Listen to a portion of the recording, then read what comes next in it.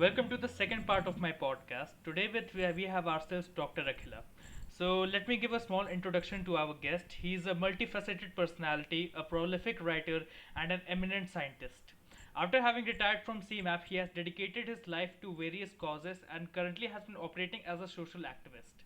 He has also made himself known as a movie enthusiast, having reviewed countless movies and shows on his YouTube channel. Sir, I thank you for having agreed to this podcasting session. Thank you, Ayman. Okay. So today we are going to have a comparative analysis as the topic depicts on Hollywood and Bollywood. So let us start with discussing how has movies affected our lives for the better. So as the title I've already said the title. So watching movies have made us, as some would say, a man of culture. Not all people take a film and make a three-page write-up like I do. I do it because the film was very relatable, pleasant, and in nature, it was overall enjoyable since it had satisfied my soul. It created a lasting impression for me actually. So let's get to the main topic. Okay, now we'll have a discussion over how we were for the first time we were exposed to movies, how it led to our deep interest in them, sir. So I would like to know your story of how were you like, what was your first film which was so memorable you still want to watch, and how did you Yeah, watch those yeah. flicks? You say about Yeah, Bollywood. Huh? yeah, Hmm. it's my turn now. You should. Hmm. Uh, So it's a really long story. Okay, I'll just try to detail my experiences. So as a kid, like my father used to own an excess amount of CDs and DVD, which I would randomly watch and grow a taste.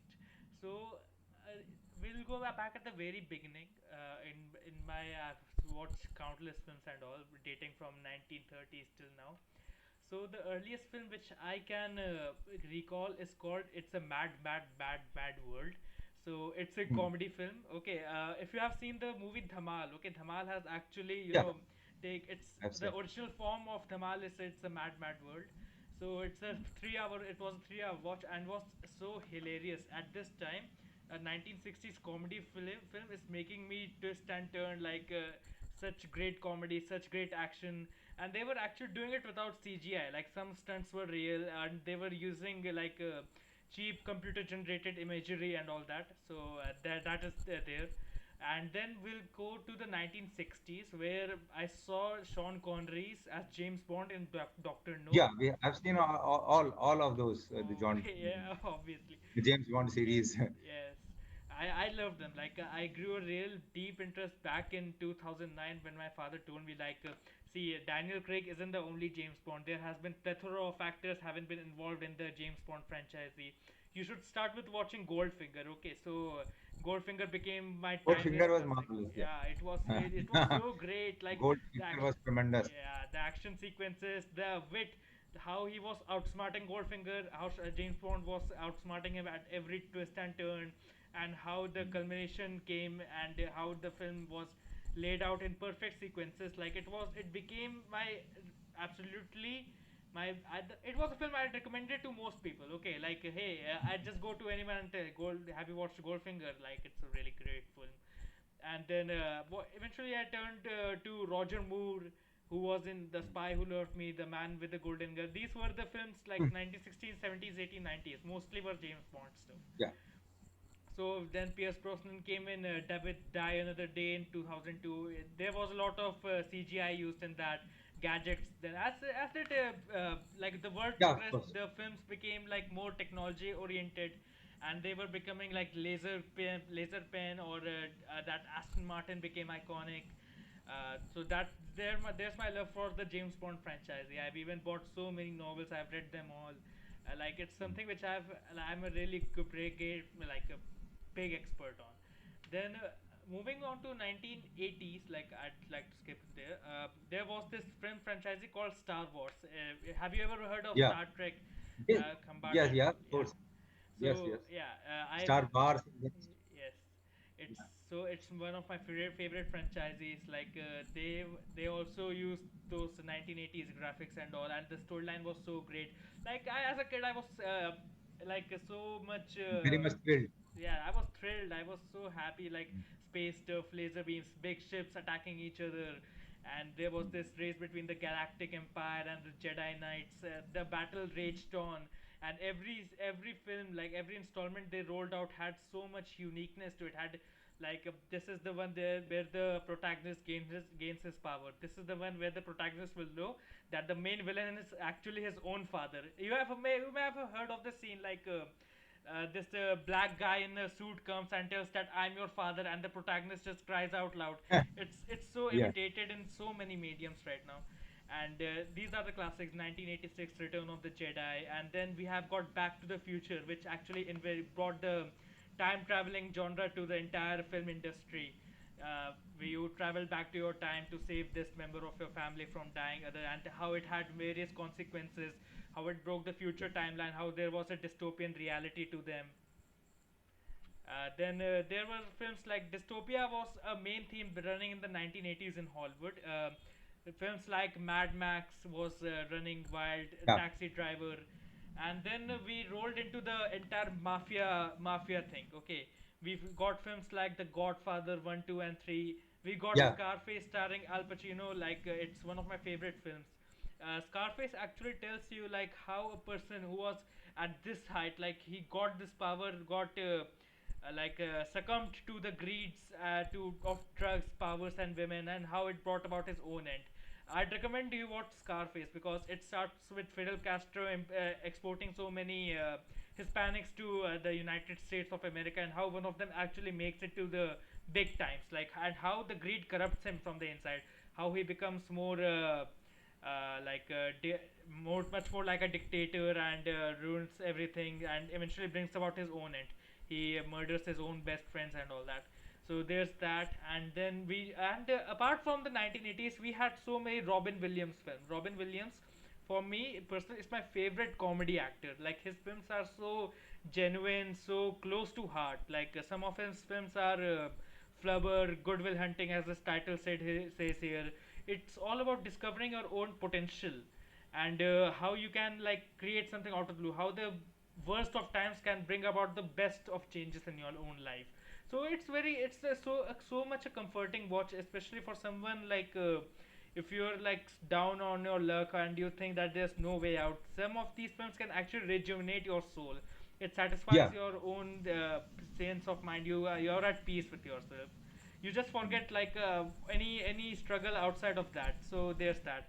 And then my father's favorite actor called Tom Hanks, he rolled out with films like Forrest Gump or Castaway, so which had him like Forrest Gump is a film where there is a person who has a disability, like he has a very less IQ, and he actually, and with the amount of events turning around his era, he actually becomes successful. Like Watergate incident happened, and the abolition of prohibition, and the ending of racism. How it brought about so many changes in his own life. He got involved in the army. He fought in the Vietnam War. Then he went on to play table tennis on behalf of the United States, and how he actually ran a mile and became popular as this Forrest Gump guy. So it's a pleasant watch because the character doesn't know that this amount of he's generating so much amount of buzz and he doesn't even know about it. He's getting money by investing, like he's opened up a business accidentally. So I'd recommend that also. It's a really feel good film.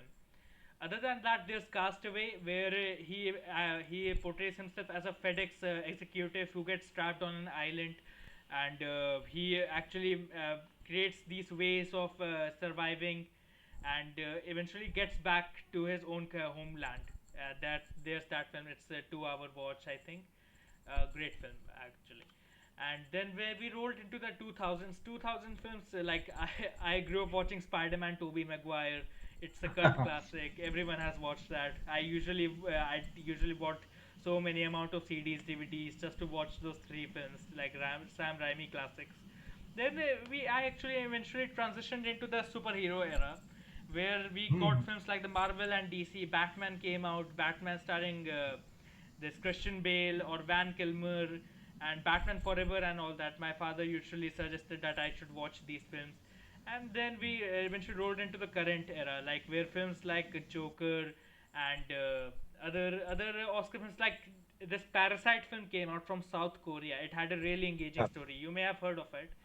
seen that Parasite. Yeah, Yeah, it's so much like these films, the films which are coming out, and it they're was an actually, Oscar-winning film. I think yeah, it won the Oscar also, yeah, sir. it I got guess. the Oscar for the best film, and it was Mm. so like a person who was behind the entire story must have thought of the out of the box thinking. Out of the box thinking is really required in this industry right now, Yeah, because if you think like. You said that so many mystery and thrillers were coming out. Okay, now most of those thrillers are just saying that the review says that they are just ripping off Crime Patrol or CID episodes. yeah, There's that, and we've got films like this really engaging story called Joker, like the antagonist on the Batman films, and how he viewed the world from his point of view. So and it actually got Joaquin Phoenix his own Oscar for best actor. Other than that, some films I've enjoyed are called Gladiator, which stars Russell Crowe, Braveheart, and Taxi Driver. Some of they have got this great character progression in them. And now coming down to the originality of all this, though these films, okay, see, it's a symbiotic relationship between Hollywood and Bollywood. Okay, some say that yeah, Hollywood has taken inspiration from this movie. Mostly, yeah, people always catch Bollywood ripping off Hollywood. So it yeah. eventually works out. Okay, so what I specialize in, I have watched so many. Hollywood films at this point, and you may have noticed that I don't watch those mainstream movies because people have already watched them. I tend to see films which were undiscovered classics with something which people my age haven't seen right now. So Yeah. that's why I came to discover That's very various true. Yeah. films of Robin Williams and Russell Crowe. So usually I talk about these films with my father and how great were those films overall. So there's that, sir. And other than that, that kind of sums up my entire Hollywood, my interest in Hollywood, my fandom in that. So that's Great. it. Like that's fantastic. I think we have well reviewed the Bollywood and Hollywood. Oh yes. So now the impact. Uh, I think we have already talked about also because you can't, the society is very heavily governed by the ideas and the things shown in the films. Even by the भाई हमारे ऊपर तो advertisement का ही इतना फर्क पड़ जाता है लोगों को ये जो within 30 seconds you get so much impressed if it is that you go to buy that particular product. So we by the social media, by television, by movies, we are so much. और अभी uh, the the intelligent part should be that whatever is shown, you should be able to analyze in your mind what we are seeing. Is it reality? It is most of the things are fantasy anyway. Sometimes the social subjects are taken in the movie, and then you have to just analyze that. Okay, no, it is not. So some because in India, what is happening that in the this since the internet coming to mobiles and without any restriction, the bad part is that anything is coming onto the mobile, right from porn movies to crime to violence to anything to child abuse even, and so many things are coming. So that is going to the masses, to the villages where the youth is not very much educated, neither their family background is such, and then when they see all this, they just feel that okay, it is possible, we can do it. And that is the my thinking is that my worry is that when these things go to them, because they are not told about anything, they feel that okay, this is a very simple thing, it is seen in this, we can also do it. And that is the one reason of this type of crimes just going, the graph is going up, we always see the news and See, newspaper it and has we all. actually So developed that is into, yeah. Please continue. hmm? You were Hello, saying, sorry. yeah. No, no, I didn't hear your question, what you said. No, no, no. I thought but there wasn't no voice input, so I'd like you to continue. No, yeah, I was just telling that because of this internet coming to the mobiles freely without any restriction, without any censor, and going to anybody. So that could be a reason, just polluting the minds of the youth. I won't say that it is only the below medium class, or it can pollute the mind of any class. So that is the most dangerous thing which is currently happening, and I don't know what is how to just check it out. It is only that the nurturing of the youth in their homes, during their growth from childhood to adulthood. That training is so important. That is only the only thing which can help. These things will never be taught in the schools or by any other. The parents will have to give some time, or somebody else, not only parents only. This topic should be of discussion with the smaller right from the childhood. What is good, what is bad, and this what is reality, what is fantasy, what is meant only for entertainment. You don't have to believe it. Something like this. We have to do that. Yes. So Arman, it was really nice. And do we have to talk something on Yeah, some I'd that point? just like to put some more views if you have time Yeah. for it. Okay, Yeah. so Yes. Definitely. Full. obviously. So, what is the problem with some of my friends is that they think it as a competition. Okay, like they think that, oh my God, you watched this film. Okay, then I'll also have to watch that film. Okay, I want you to know that I've watched this much amount of films. Okay, and then eventually they waste their time watching something they don't actually like because some people like some different kind of films. Okay, like some it doesn't appeal to their taste, and then they regret that why did I watch that film. They'll just say that, oh my God, it was a waste of time. So what do you want to tell, like, is there something that you would like to tell about to this generation, like to manage your time and studies properly, and the movies, keep your fandom in movies to another dimension. Okay, like maintain your time, watch like how much time you're giving, and what is your level Now, of interest. now in that you see that at that age, at times, in that age, in 15 to 20 years or something, which we call teenage. Yeah, what happens that there is sort of, as you said, that there is a competition. नहीं नहीं मैंने भी देखी है. So at when I was of that age, I also realized, although I was very passionate, और वो एक पागलपन सा होता है उस समय. That is because of your age. Nobody has control on that. कि भाई अच्छा, you have seen this movie, you have seen how many times you have seen Sholay. तो हमने तो 2 ही बार देखी है, अब मैंने 4 बार देखी है. So that is a useless competition, है ना? So then you feel that I have to also watch it. Similarly, अभी this type of thing is slowly goes by as you mature. Okay, then you see that okay, I like these type of films. I don't have to see if my friend has watched. I don't have to उसको आराम से. And sometimes the friends are also in such a, उनका ऐसा वो होता है ना, अबे तुमने नहीं देखी है something like that. हाँ. और yeah, so then they feel नहीं मैंने, they feel it like doing all other things. जैसे कि पढ़ाई में हो गया ना कि तुमने ये किताब नहीं पढ़ी, तुमने वो नहीं पढ़ा. So they take it as a part in their strides that okay, I have to see it. अभी भी होता है ना, sometimes when I talk to my friends who are not that passionate about the films or about the television. So I tell them, अरे यार मैं तो मिर्जापुर देख ली, तुमने अभी तक नहीं देखी. So now they are mature, so they don't, अरे यार ठीक है यार, मुझे इतना पसंद नहीं है violence, so I don't like it. So because they are mature, they simply brush it up. लेकिन अपने उस एज में ये होता है, नहीं नहीं मुझे भी देखनी है, बट बाद में देखते हैं यार, this was not of my taste. मैं कहाँ इसमें I have wasted my time. So the my advice would be to the this generation of कि okay, you have a certain taste, yeah, some like music, some like soft movies, some like love stories. So you go into that, and there is no need of any competition. Not only watching the film, you don't have to be governed by others' thoughts in any sphere of life. Whatever you like, you do it. Okay, and you don't have to fight. Also, you can simply avoid.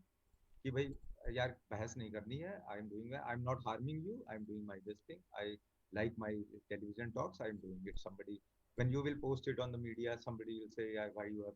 Then I like it. That's all.